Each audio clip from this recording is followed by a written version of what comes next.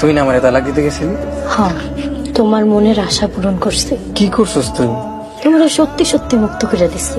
তুই আমারে সত্যি সত্যি তালাক দিলি?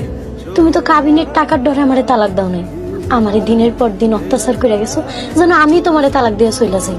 নিজে তালাক দিয়া এখন শব্দ সামাল দিতেছস। অনেক আশা নিয়ে তোমাকে বিয়ে করছিলাম, ভাবছিলাম আমাকে সুখের একটা সংসার হইব, একটু শান্তির আশা, একটা বাচ্চা হয়েছিলাম। কিন্তু তুমি প্রতিনিয়ত আমার গায়ে হাত তুলে গেছো। আপনার আমার মাইয়া জীবনটারে নষ্ট করে দিছেন। তোমার মাইয়া নাকি আমার পোলারে তালাক দিছে। রতন ভাই উঠতে বইতে আমার বোনের মারে কেন? তোর বোনরে মারে না, তোর বোনের স্বভাবরে মারে, বুঝছ তাই? আপা, আমিও ভাবতেছি জামাইরে ডিভোর্স দিয়ে দেব। দেখিয়া তুমি দেখি কান্তাছো কেন? দেখ, আমার একা থাকতে নেই, আমার কোনো কিছু ভালো লাগতেছে না। জান থেকে তুমি কি ডিভোর্স দিয়ে পস্তাইতেছো? আমার কোনো কথাও কইতে ইচ্ছা করতেছে না। তোমার জীবন থেকে ভাবি চলে গেছে, তুমি সুখী না? আগে ভাবতাম চলে গেলে ভালোই থাকুম, কিন্তু এখন দিয়ে খারাপ লাগে।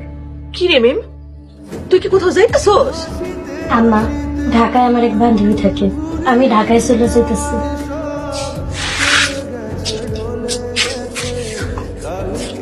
তুই ঢাকায় চলে যাবি?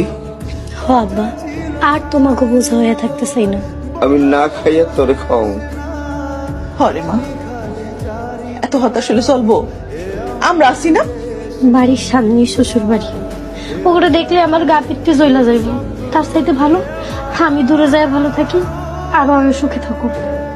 আমার মেয়ে মতটুকু একটা বাচ্চা নিয়ে এত বড় শহরে কেমনে থাকবো, কি করে থাকবো? রাব্বা, ওরা আমার মাইয়াটা জীবনটা নষ্ট করে দিছে। আমার মিম চলে যেতেছে, ওরে তুমি ফিরাও। এই হারামজাদা, ও তোরে তালাক দিয়া চলে যেতেছে, ওরা ফিরে যাবস কেন?